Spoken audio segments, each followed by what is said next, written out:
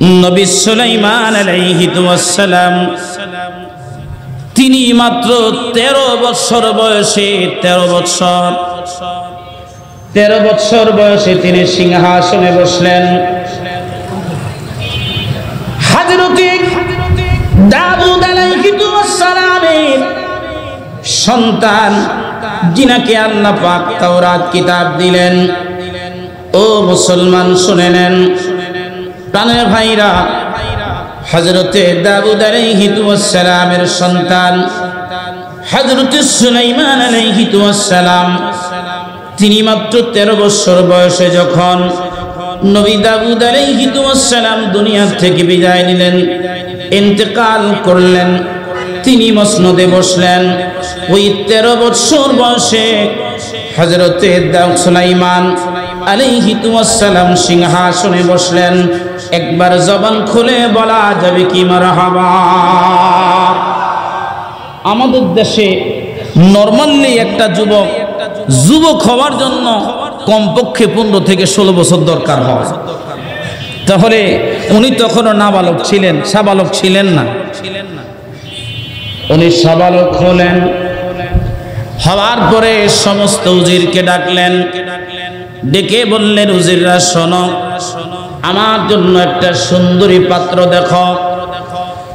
আমার জন্য যেই পাত্রটা তোমরা চয়েস করবা ওই পাত্রটার মধ্যে, পাত্রীটার মধ্যে 4টা গুণ থাকতে হবে। 4টা গুণ থাকতে হবে। যার জন্য আপনারা যারা ছেলে বিয়ে করাইবেন, যারা মেয়ে বিয়ে দিবেন, তাদের জন্য বলতেছি বাবা, 4টা গুণ আল্লাহর নবী বলেছেন। এই 4টা গুণ দেখে যদি আপনি কোনো ছেলেকে বিয়ে করান, কোনো ছেলের কাছে মেয়ে বিয়ে দেন, আর কোনো মেয়ের কাছে মেয়ের সাথে ছেলেকে বিয়ে করান, খোদার কসম আপনার দাম্পত্য জীবনে কোনোদিন ওই মেয়ে আপনার ঘরে আসার পরে অথবা আপনার মেয়ে কারো ঘরে যাওয়ার পরে কোনোদিন কোনো শ্বশুর শাশুড়ি কমপ্লেইন করার সুযোগ পাবে না, পাবে না, পাবে না, পাবে না। ওই মেয়েটার সর্বপ্রথম শর্ত হলো মেয়েটা আমানতদার হওয়া লাগবে। দ্বিতীয় নাম্বার শর্ত হলো মেয়েটা পর্দাশীল হওয়া লাগবে। 3 নাম্বার শর্ত হলো বাবা এই মেয়েটা পরহেজগার হওয়া লাগবে। 4র্থ শর্ত এই মেয়েটার মধ্যে সম্ভ্রান্ত পরিবারের একটা সদস্য হওয়া লাগবে। 1 নাম্বার এই মেয়েটা আমানতদার হওয়া লাগবে। 2য় নাম্বার শর্ত হলো এই মেয়েটা পর্দাশীল হওয়া লাগবে।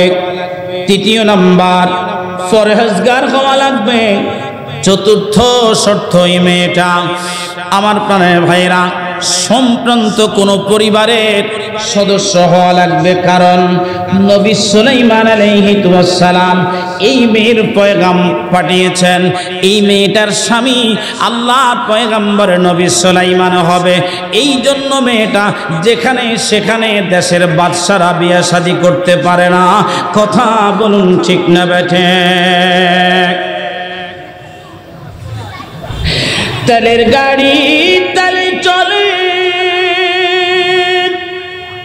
হাওয়ার গাড়ি হাওয়ায় উড়ে, বিনা তেলে চালায় গাড়ি নবী সুলাইমান। আমরা সেই মুসলমান, আমরা সেই মুসলমান। হঠাৎ করে ঘোষণা হয়ে গেল রাজ্যের সমস্ত মানুষের কাছে এই পয়গামটা তোমরা পৌঁছায়া দাও। ওই জামানার নিয়ম ছিল বাজারের মধ্যে লোক জড়ো করে সরকারি লোকেরা ডোল বাদ্য বাজায়া, তবলা বাজায়া মানুষগুলি একসাথ করতে করে এই বাদশার পয়গামটা পৌঁছায়া দিত, ব্যবসায়ীদের পয়গাম পৌঁছায়া দিত। এই দেশের চোরদের জন্য পয়গাম পৌঁছায়া দিত, চুরি করলে কি শাস্তি হবে? বাবাজি এমন একজন বাদশার ব্যাপারে আজকে আপনাদের সামনে কথা বলতেছি, যেই বাদশাকে আল্লাহ একটা তখ্ত দিলেন, একটা বাদশাহিত্ব দিলেন, রাজত্ব দিলেন।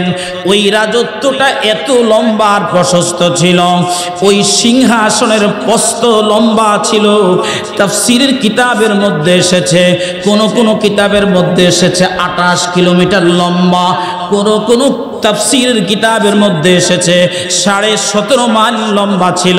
হযরতে সুলাইমান আলাইহিস সালামের কিস্তি, যেই কিস্তি চালানোর জন্য কোনোদিন কোনো তেল প্রয়োজন হয় নাই, মোবিল প্রয়োজন হয় নাই, ইঞ্জিন প্রয়োজন হয় নাই, কিচ্ছু প্রয়োজন হয় নাই।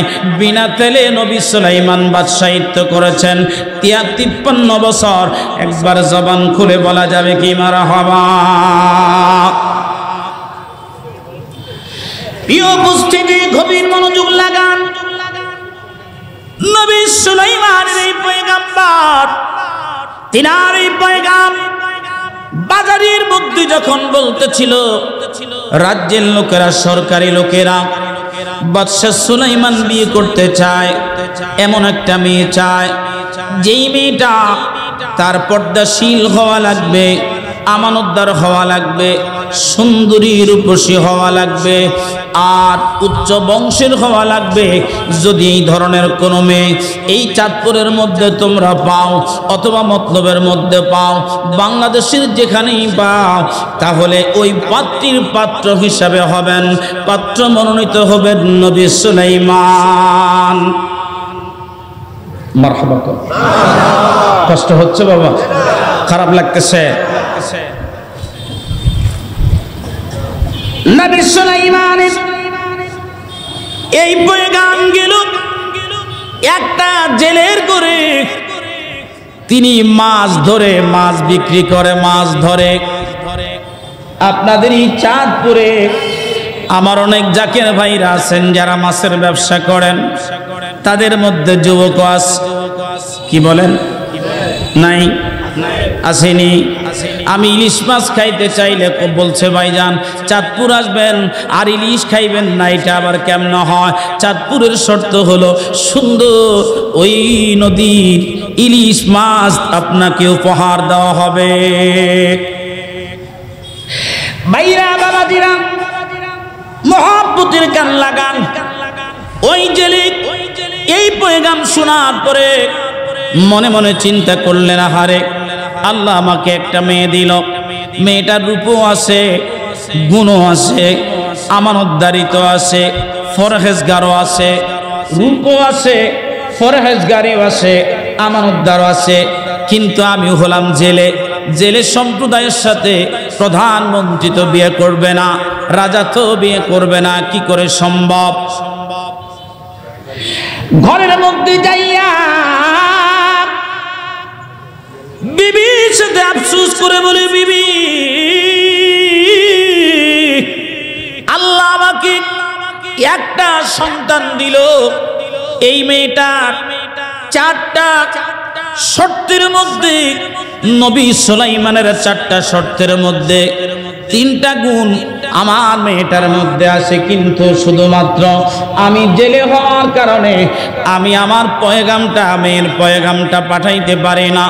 এই পয়গামটা, খবরটা যখন মেয়েটা শুনলেন, শোনার পরে হযরতে সুলাইমান আলাইহিস সালামের কাছে মেয়েটা একটা চিঠি লিখলেন। মারহাবা, জোরে বলেন মারহাবা। সুলাইমান আলাইহিস সালামের কাছে একটা চিঠি লিখলেন। চিঠি লিখে বাবার কাছে দিয়ে দিলেন, বাবা এটা রাজদরবারে আপনি একটু পৌঁছে দেন।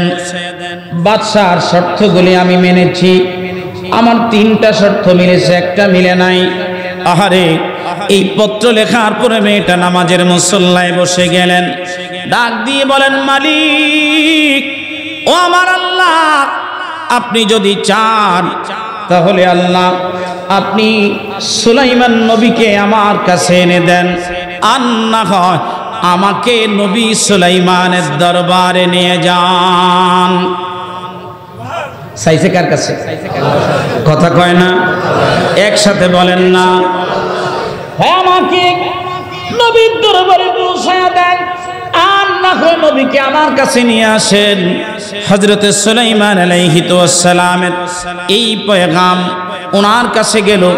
যাওয়ার পরে যখন তিনি বংশ পরিচয় জানলেন, জানার পরে ভাইরা আমার, উনি ইচ্ছা করে এই চিঠিটা তিনি ছিঁড়ে ফেললেন, ছিঁড়ে ছুঁড়ে ফেলে দিলেন। আল্লাহ পাক এই অহংকার সহ্য করলেন না, কারণ মেয়েটা তো আবেদা, চাইলেন আল্লাহর কাছে। হযরতে সুলাইমান আলাইহিস সালামের হাতের মধ্যে এরকম ছিল একটা আংটি বাবা। এই আংটির মধ্যে ছিল একটা মুজিজা। ওই মুজিজার কারণে আল্লাহর পয়গম্বর সুলাইমান জিনকে যা বলতো জিন শুনতো, বাতাসকে বলতো বাতাস শুনতো, মানুষকে বলতো মানুষ শুনতো। সব জাতিরা জিন জাতির হযরতে সুলাইমানের আনুগত্য থাকার কারণে সুলাইমান আলাইহিস সালামের দরবারে একটা দুষ্ট জিন আসছে। কখন? ওনার এই আংটিটা নিতে পারবে। ওনার এই আংটিটার মধ্যে হলো সব মুজিজা। হযরত সুলাইমান আলাইহিস সালাম ওযু করবেন, পবিত্র হবেন। এই আংটি আবার বিনা ওযুতে তিনি পড়তেন না, পবিত্র অবস্থায় তিনি পড়তেন না। বলো হে মুসলমান, যখন তোমরা তরিকা নিছ, আট্রশির হুজুর তোমাদেরকে তরিকা দেওয়ার আগে ওযু করতে হুকুম দিছে কি দেয় না? কারণ অপবিত্র অবস্থায় তরিকা নেওয়া যায় না। আল্লাহর হাবিবের তরিকা বিনা ওযুতে অপবিত্র অবস্থায় পড়া যাবে না, যাবে না, যাবে না। কথা বলুন ঠিক না বেঠিক? প্রিয় উপস্থিতি, গভীর মনোযোগ লাগান। নবী সুলাইমান আলাইহিস সালাম প্রহরীকে বললেন, প্রহরী, আংটিটা তুমি রাখো, তুমি রাখো, আমি একটু ওযু করে আসতেছি। মুহূর্তের মধ্যেই দুষ্ট জিন এসে কি করলেন বাবা, এই আংটিটা সুলাইমান নবীর সুরত ধরে এসে বলছে, বাবা আমার আংটি আমাকে ফেরত দাও। এবার তিনি আংটি দিয়ে দিলেন। নেওয়ার পরে দুষ্ট জিন জানতেন একটু পরেই তো সুলাইমান নবী আসবে। আসার পরে আংটিটা নেওয়ার পরে প্রহরীকে বললেন, বর্তমান সময়টা খুব খারাপ চলতেছে, তোমরা দেখবা আমার সুরত ধরে বহু দুষ্ট মানুষ এসে তোমাদের কাছে বলবে সুলাইমান নবী আসছে, তারে পিটাইয়া পিটাইয়া রাজদরবার থেকে তোমরা বের করে দিবা। দেখেন অবস্থা। হযরত সুলাইমান আলাইহিস সালাম কিছুক্ষণ পরে তিনি আসলেন। আসার পরে হযরত সুলাইমান প্রহরীকে ডেকে বললেন, প্রহরী আমার আংটি দাও। কই আংটি তো লয়ে গেছে। কই কে নিছে? কই কেন সুলাইমান নবী নিছে? কোথায় আমি কেডা? আমনে কেডা আমি জানি না। আমার একটু পা থেকে মাথা পর্যন্ত দেখ। আসলে আংটির মধ্যে ছিল সেই মুজিজা, যেই মুজিজার কারণে তিনার চেহারাটা পর্যন্ত চেঞ্জ হয়ে গেছে। ভাইরা আমার, মহব্বতের কান লাগিয়ে দেন। আল্লাহর পয়গম্বর সুলাইমান আলাইহিস সালাম এখান থেকে রাজ দরবারের সিংহাসনে যায় দেখলেন, হ্যাঁ সুলাইমান নবী তো ওখানে বসা, তাহলে আমি কে? যায় তাকে টাইনা নামাইতেছে। আমি তো সুলাইমান নবী, তুই কে? এবার তোর পরিচয় দে। এই কথা বলতে দেরি সমস্ত উজিররা পিটাইয়া পিটাইয়া আল্লাহর পয়গম্বর সুলাইমান আলাইহিস সালামকে এমন ভাবে রক্তাক্ত করে দিয়ে তিনাকে রাজ দরবার থেকে বের করে ওই নদীর ঘাটে নিয়ে তিনাকে মুমূর্ষু অবস্থায় ফেলে দিয়ে আসছে। ওই জেলে বেটা জাল ধরে জাল দিয়ে মাছ ধরে যাচ্ছে, আর দেখতেছে মুমূর্ষু সুন্দর সুদর্শন একটা যুবককে দেখে তার মায়া লেগে গেল। মাছগুলা ফেলে দিয়া ওই যুবককে কাঁধে নিয়ে বাড়িতে নিয়ে গেল। সেবা করার পরে আল্লাহর পয়গম্বর নবী সুলাইমান সুস্থ হলেন। সুস্থ হওয়ার পরে সুলাইমান আলাইহিস সালাম আমার প্রাণের ভাইরা ওই বাড়িতেই থাকে, ওই বাড়িতে খায়। ডাক দিয়ে বলে, বাজান রে, তুমি এত সুন্দর মানুষ, কোথায় তোমার বাড়ি, কোথায় তোমার ঘর, তুমি একটু বলো। আল্লাহর পয়গম্বর কিছুই বলতে পারে না, কারণ তিনার সেই আংটি তিনার কাছে না থাকার কারণে কোনো কিছুই তার স্মৃতিতে মনে নাই।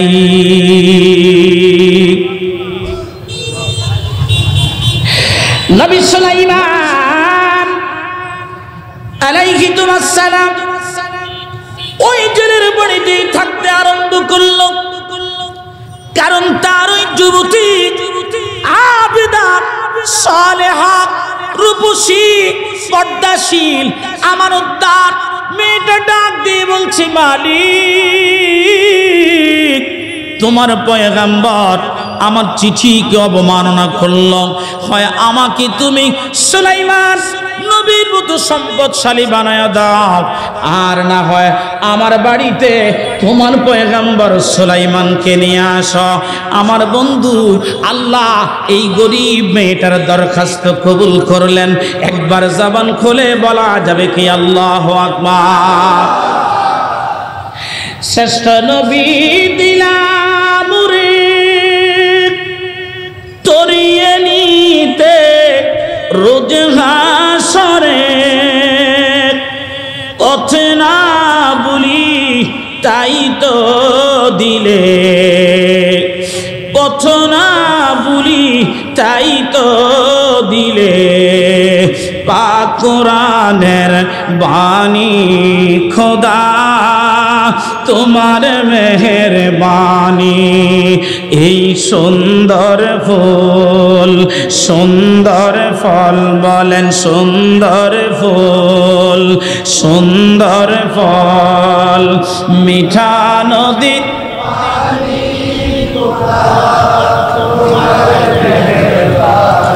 খোদা তোমার মেহেরবানি।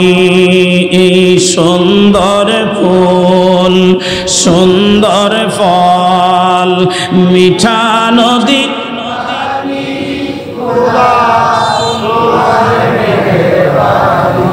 প্রিয় ভাইরা আমার, আল্লাহর পয়গম্বর সুলাইমান আলাইহিস সালাম ওনাকে জেলে ডাক দিয়ে বলে, বাবা আমার বলতে লজ্জা হয়, আমি তো গরিব মানুষ, আমি জেলে মানুষ, মাছ বিক্রি করে খাই, মাছ ধরে খাই, বাবা তুমি কি আমার সাথে মাছ মারবা নাকি? সুলাইমান নবী চিন্তা করলেন, বেকার বসে থেকে তো লাভ নাই, খায় মাছ ধরে আর খায়। কিন্তু জেলে প্রথম যেদিন আল্লাহর পয়গাম্বরকে নিয়ে নদীর মধ্যে গেলেন, এত মাছ তিনার জালের মধ্যে উঠছে রে, দুইজনে মিলে বাজারে নিবে, কিন্তু এত মাছ নবীর হাতের মধ্যে বরকত আছে না না?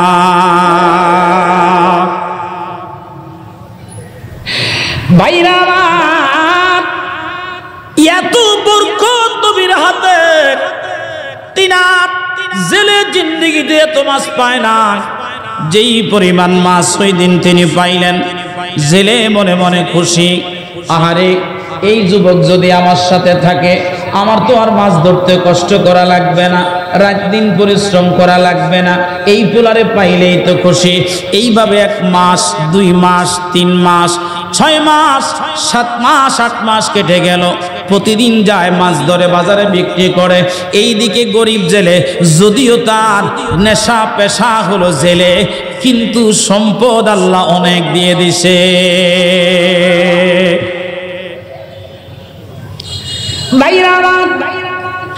আল্লাহ পয়গম্বর সুলাইমান আলাইহিস সালাম এবার মাছ ধরার জন্য নদীর মধ্যে গেলেন। এমন সময় দেখতেছে একটা নেককার জিন তার নজরে পড়লো। আহারে দেখা যায় আমাদের নবী সুলাইমান আলাইহিস সালামের মতো যুবকটাকে, হ্যাঁ জিনটা ভালো করে দেখতেছেন, দেখতেছে, দেখে দেখে তালাশ করলেন, তিনি একেবারে শিওর হয়ে গেলেন এটা আমাদের নবী সুলাইমান ছাড়া আর কেউ না।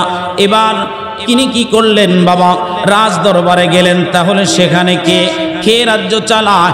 এই দিকে দেখতেছে বাবা, এমন একটা অবস্থা হয়ে গেল, দেশের মধ্যে দুর্ভিক্ষ শুরু হয়ে গেল,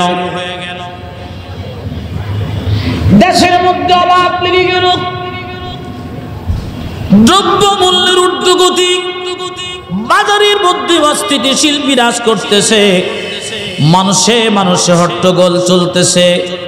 এমত অবস্থা, একটা দুর্ভিক্ষের পূর্বাভাস চলতেছে রাজ্যের মধ্যে। এবার ইমানদার জিন এবার যখন ওই সিংহাসনের মধ্যে গেলেন, যাওয়ার পরে দেখে একটা দুষ্ট জিন সেখানে বসে আছে। দুষ্ট জিনকে তিনি তিনার মন্ত্র জাদু দিয়া ধরে ওই নদীর উপর দিয়া যখন নিয়ে যাচ্ছেন, এমন সময় সুলাইমান আলাইহিস সালামের আংটি নদীর মধ্যে পড়ে যাওয়ার কারণে আবার সেই সুলাইমানের আংটি আবার নতুন করে ফিরে পেয়েছে। একবার জবান খুলে বলা যাবে কি মারহাবা। তেলের গাড়ি তালে চলে, হাওয়ার গাড়ি হাওয়ায় উড়ে, বিনাতে চালায় গাড়ি নবী সুলাইমান। আমরা সেই মুসলমান। আল্লাহুম্মা সাল্লি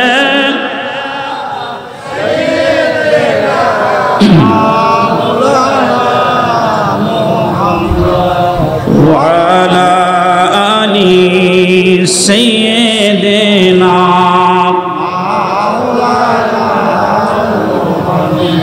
ওই নদীর মধ্য থেকে সুলাইমান আলাইহিস সালামের আংটি একটা মাছ খেয়ে ফেললেন।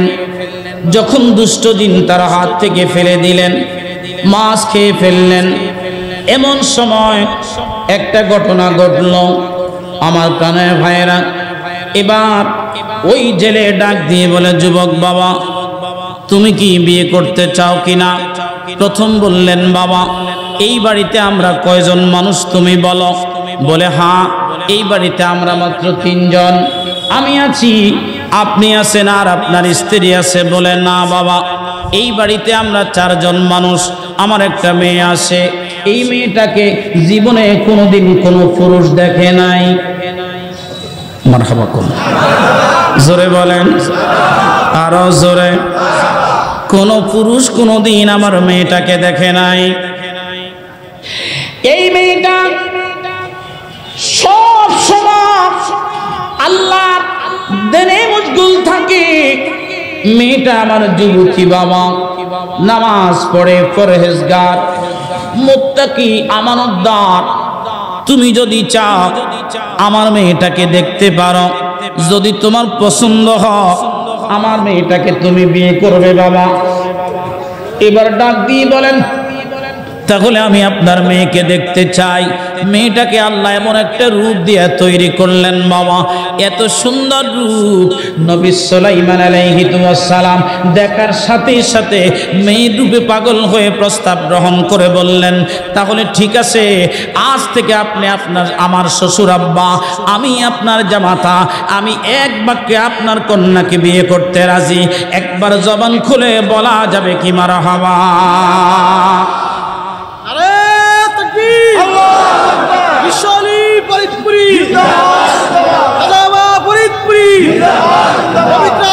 ইসলামী জালসা ভাইরা আমার, আল্লাহর পয়গম্বর সুলাইমান নবীর বিয়ে সম্পূর্ণ হবে। ওই দিন তিনি মাছ ধরতে গেলেন নদীর মধ্যে। সেদিনও মাছের মধ্যে বরকত। আহারে, অনেকগুলি মাছের মধ্যে অনেক বড় একটা মাছ জালের মধ্যে আসছে। নতুন বিয়ে হবে, জেলে পরিবারের মধ্যে বিয়ে, এলাকার মানুষ আসবে, খাবে। আহারে ভাইরা আমার, সবগুলি মাছ বাজারে বিক্রি করে দিয়া ওই বড় মাছের মাথা দিয়া জামাইকে আদর করবেন, জামাইকে সমাদর করবেন। এই জন্য বড় মাছটা নিয়ে আসছে। ওই মাছের পেটের মধ্যে রে আল্লাহর নবী সুলাইমান আলাইহিস সালামের ওই মুজিজার আংটি। একবার জবান করে বলেন না মারহাবা। বাইরা আমার, এই জন্য আমি চাঁদপুরের মা বোনদেরকে বলবো, মা বোনেরা, যুবক ভাইদেরকে বলবো, ভাইরা রে, যদি তুমি দাম্পত্য জীবনে একজন আমানতদার সুন্দরী রূপসী যুবতী তোমার একজন জীবন সঙ্গী চাও, তাহলে তুমি নামাজের মুসল্লা, আল্লাহর কাছে তুমি চাও। আমার আল্লাহ চাইলে তোমার জন্য এমন সুন্দর রূপসী একজন কন্যা নির্বাচন করে দিতে পারেন কি পারেন না?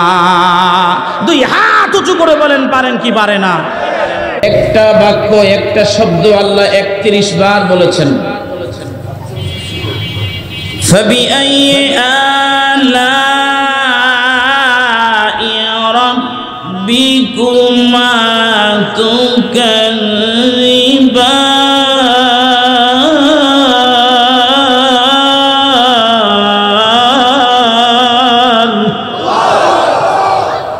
এই শব্দটা 31 বার এই সূরার মধ্যে আল্লাহ বলেছেন।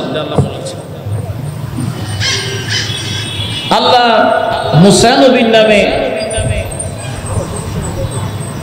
ঈসা নবীর নামে, আমান নবীর নামে, মুমিনদের নামে, কাফিরদের নামে, মুমিনুনদের নামে সূরা নাজিল করেছেন। আলহামদুলিল্লাহ বলেন না? এর মধ্যে বিভিন্ন পয়গম্বর আলাইহিমুস সালামের দ্বীন প্রচারের ব্যাপারে আলোচনা করেছেন। তারা যে সত্যবাদী নবী ছিলেন তার সাক্ষ্য আল্লাহ কোরআন শরীফে দিয়েছেন। ঠিক না বেঠিক? এখন মুসলমান তো আমরা সবাই, এই প্যান্ডেলে আশা করি সনাতন ধর্মের কোনো মানুষ নাই, কি বলেন আছে? আমাদের ঈদের মাঠে সনাতনী কোনো ভাই কি আসে? খ্রিস্টান কোনো ভাই আসে? ইহুদি কোনো ভাই আসে? নাসারা কোনো ভাই আসে? আসে না। কিন্তু আমরা বেয়াকুব মুসলমান, আমরা সনাতনী ভাইদের পূজায় যাই, আমরা কখনো খ্রিস্টানদের গির্জায় যাই, আমরা মনে করি সেখানে গেলে আমাদের মর্তবা বাড়বে। আরে বেয়াকুব, তোর মর্তবা কোন জায়গায় বাড়বে? আজ থেকে 1450 বছর আগে তোর মহান মালিক সেই রব্ব করিম ঘোষণা করে দিয়েছে। কথা বলুন ঠিক না বেটা? শুধুমাত্র কোরআনের খেদমত করো। কোরআনের খেদমত করলে তোমার ইজ্জত বাড়িয়ে দিবেন কে? একসাথে কথা বলুন কে? একসাথে বলেন না আল্লাহু আকবার। এটা জেহাদি তাকবীর হয় নাই, জেহাদি জজবাত তাকবীর হবে এমন ভাবে মশরিক থেকে মাগরিব, শিমাল থেকে জনুব, এখান থেকে মদিনা পর্যন্ত তাকবীর যাবে। এটা হলো জেহাদি তাকবীর। একটু তাকবীর দিয়ে শহরটাকে লাড়িয়ে দিতে পারবেন না? নারায়ে তাকবীর, নারায়ে রিসালাত। ওলি আল্লাহ যেখানে, কোরআন সুন্নাত যেখানে, মিলাদ কিয়াম যেখানে, বিশ্ব ওলি ফরিদপুরি, তরিকায়ে নকশবন্দিয়া মুজাদ্দিদিয়া, নারায়ে তাকবীর। আমার মাহফিলে আমি আলোচনা করব আর মানুষ ঘুমায় থাকবে, এটা আবার আমি নিজেও পছন্দ করি না, আমার শ্রোতারাও পছন্দ করে না। কি ভাই?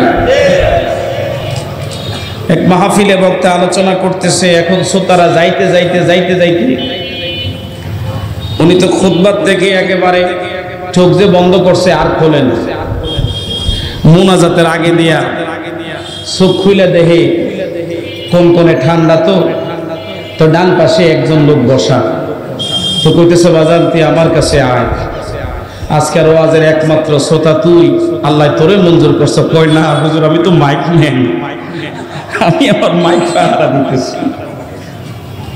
সেই জন্য আমি আর চোখ বন্ধ করি না, কারণ চোখ বন্ধ করলে শ্রোতারা এক এক করে চলে যাবে, আমি তো খুঁজতাম পারতাম না।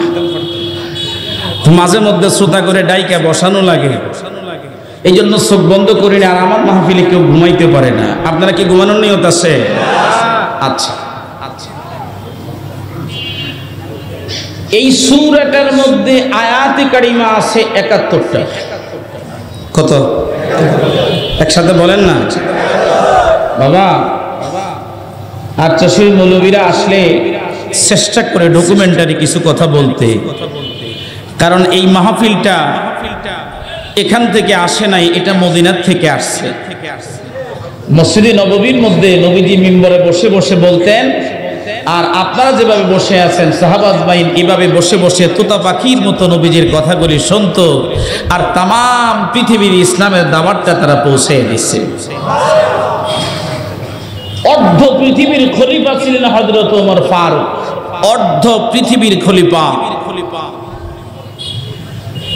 তখন তো বিমান ছিল না, রকেট ছিল না, হেলিকপ্টার ছিল না। কিভাবে তারা গেল? নদীর পাশে দাঁড়ায় বলছে, কে আছো আমাকে পার করবে? একটা পাথর এসে বলছে, হুজুর আপনি আমার উপরে দাঁড়ান, আমি আপনাকে নিয়ে যাচ্ছি। একটা কুমির এসে বলছে, হুজুর আপনি আমার উপরে বসেন, আমি আপনাকে নদী পার করে দিব। এইভাবে তারা দিন প্রচার করেছে। আজকে তো আমাদের কত গাড়ি, কত কিছু, কত সাজসজ্জা, মসজিদের মধ্যে এসির অভাব নাই, কিন্তু সমস্যা হলো মুসল্লি নাই। কি বলেন? এটা 1450 বছর আগে ওই খেজুর পাতার মসজিদে বসে আল্লাহর হাবিব বলেছেন, আখিরি জামানায় আমার উম্মতদের মধ্যে এমন একটা অবস্থা হবে, মসজিদ সুন্দর হবে, চাকচিক্যময় মসজিদ হবে, মসজিদ দেখে মানুষের অন্তর জুড়াবে, কিন্তু আজানের পরে মসজিদের মুসল্লি আর কাতার ভরবে না, মসজিদ ভরবে না। এখন মসজিদে শুক্রবারে যদিও মুসল্লি ধরে না, বাকি 6 দিন আর মুসল্লি লাগে না। কি বাবা ঠিক না বেটে? 2-1 ওয়াক্ত বিশেষ করে মাগরিবে আর আসরে কিছুটা লোকজন হলেও বাকি 4 ওয়াক্ত আর মুসল্লি মসজিদে পাওয়া যায় না। বুঝতে হবে আমাদের ইমানে গুণে ধরেছে। কি বলেন? আমাদের ইমানে গুণে ধরছে। এই কারণে খাজা বাবা ফরিদপুরি বলেন, বাবা জাগ্রত পরাণ যার মরে না সেজন, দৈহিক মরণ তার নহেরে মরণ, শত শত মুর্দা দিল মাটির উপরে, তার চাইতে অধিক ভালো যদিও কবরে। আপনার পা থেকে মাথা পর্যন্ত 33 কোটি জবান। আল্লাহু আকবার বলেন না, একসাথে বলেন না। কত কোটি? এটা কি কোন ব্যক্তি এইভাবে 1-2 এইভাবে গণনা করে জীবনে গণছে? এটা আধ্যাত্মিক গণনা। বলবেন হুজুর জবান হইল একটা দিয়া খায় আর একটা দিয়া ছাড়ি, আপনি এত জবান ফাইলেন কই? আপনারা যারা এখানে বসে একটু তাকবীর দিচ্ছেন, সুবহানাল্লাহ বলছেন, আল্লাহু আকবার বলছেন, দেখেন জামাটা একটু আড়াল করে দেখেন আপনার পশমের গোড়া দিয়ে ঘাম কি বের হচ্ছে কিনা। এই যতগুলি পশম আছে প্রত্যেকটা পশমের গোড়া হলো একটা জবান। এই 33 কোটি জবান থেকে একটা জবান যদি আপনি আল্লাহর জন্য খুলে যেতে পারেন, আপনি 1000 বছর কবরে ঘুমিয়ে থাকবেন। খোদার কসম, পৃথিবীর কোনো কীটপতঙ্গ, কোনো মাটি কোনোদিন আপনার কোনো ক্ষতি করবে না, বরং তারা আপনার সাহায্য করবে। আর হাসর পর্যন্ত আপনার লাশটাকে পাহারা দিয়ে একেবারে আমানতের সাথে একটা পশম নষ্ট না করে আল্লাহর সামনে আপনাকে হাজির করবে।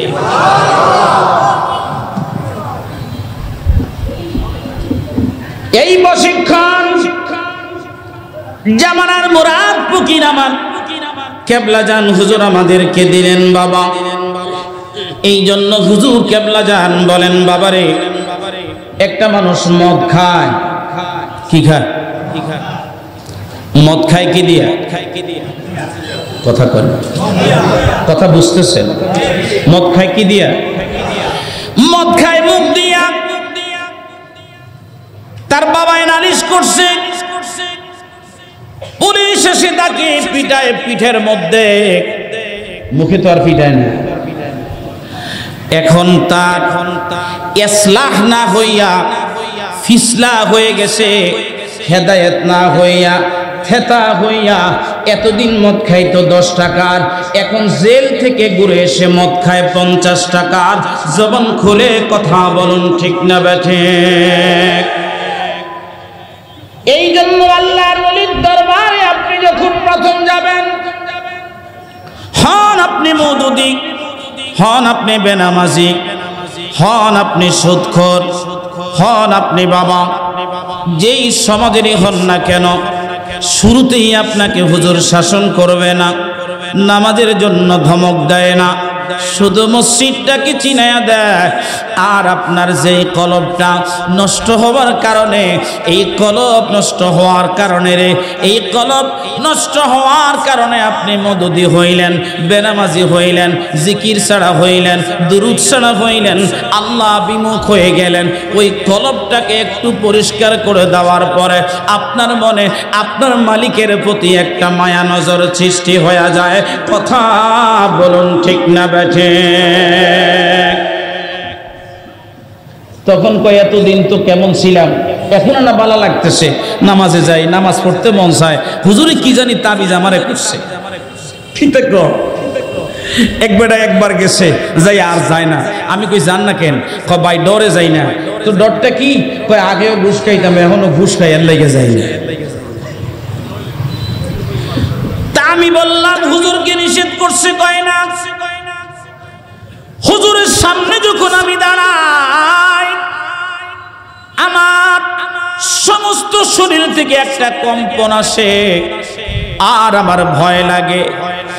আমি চোখের পানিগুলি ছেড়ে দিয়ে ডাক দিয়ে বললাম, ভাই রে, আল্লাহ তোর হেদায়েতের রাস্তায় নিছিল, তোর বদনসিব হওয়ার কারণে হেদায়েতের রাস্তা থেকে আবার চলে আসলি। আল্লাহ তোকে নবী চিনার জন্য অনেক দপ্তর পর্যন্ত তোকে নিয়ে গেল, বদনসিব কপাল মন্দ হওয়ার কারণে আল্লাহর ওলির দপ্তর থেকে আবার ফিরে আসলি। চোখের পানি ছেড়ে দিয়া কান্দে আর বলে, ভাইজান, ও সিরাজি ভাই, হুজুর কেবলা জান তো চলে গেছে, এখন আমি কি করব আমাকে একটু বলেন। আমি ডাক দিয়ে বললাম, ভাই, আমার হুজুর যায় না, আল্লাহর ওলিরা কোনোদিন যায় না, আল্লাহর ওলিরা কোনোদিন যায় না। আল্লাহর ওলিরা যেমন ছিল তেমন আছে, তেমন থাকবে। জবান খুলে কথা বলুন ঠিক না বেঠে? আমি নবী না চিনিলাম, কি যে ভুল করিলাম, বসমে ডালিলাম ঘি, মানুষ হইয়া ভবেতে আসিয়া মানুষের করিলাম কি। আমি মানুষ হইয়া ভবেতে আসিয়া মানুষের করিলাম কি। আল্লাহ দরবারে আমি ওয়াদা করে এসেছিলাম, আল্লাহ আমাকে আপনি দুনিয়ায় পাঠান, আমি আপনাকে রুকু করব, সিজদা করব, আপনার জিকির করব, আপনার ফিকির করব, আপনার গোলামি করব, আপনার জন্য জীবন ফানা করে দিব। মালিক রে, আমার সিজদার মধ্যে তুমি থাকবা, আমার রুকুতে তুমি থাকবা, আমার জিকিরে তুমি থাকবা, আমার ফিকিরে তুমি থাকবা। দুনিয়ায় আসার পরে প্রথম আমার রিজিক দরকার হলো, এরপরে আমার সঙ্গী দরকার হলো, বিবি দরকার হলো, এরপরে দাম্পত্য জীবনের মধ্যে শান্তির জন্য আমার আল্লাহর দরবারে সন্তানের প্রয়োজন হলো। সব কিছু আল্লাহ দিলেন, ব্যবসা আমাকে দিলেন, রিজিক দিলেন। এই বাজারের মধ্যে আমি আসছিলাম খালি হাতে, আল্লাহ আমাকে একটা দোকানের মধ্যে চাকরি জোগাইলেন। ওই দোকান থেকে আমাকে আরেকটা দোকানের মালিক বানাইলেন, আরেকটা দোকান থেকে আরেকটা দোকানের মালিক বানাইলেন, এবার বাড়ির মালিক বানাইলেন, সম্পদওয়ালা বানাইলেন, গাটের ইজারাদার বানাইলেন।